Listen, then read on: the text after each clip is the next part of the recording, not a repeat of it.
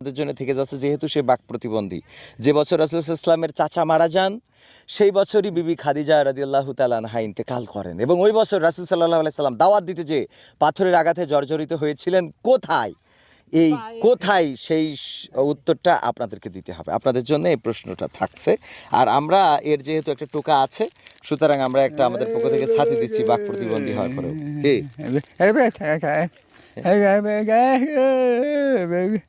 ঠিক আছে? এই জামা ছিঁড়ে গেছে, এই যে এইগুলো জামা ছিঁড়া। সে ঠিক আছে বলছে, এই যে জামা ছিঁড়া কে জন্য? টাকা নেই নাকি? টাকা নেই, টাকা আছে, আছে তার জামা কিনা হয় না। ঠিক আছে, আজ আমার আল্লাহ ব্যবস্থা করে দেবে। ঠিক আছে, পরিশ্রমী এবং 5 ওয়াক্ত নামাজি। সে 5 ওয়াক্ত নামাজ পড়ে, তাই না? 5 ওয়াক্ত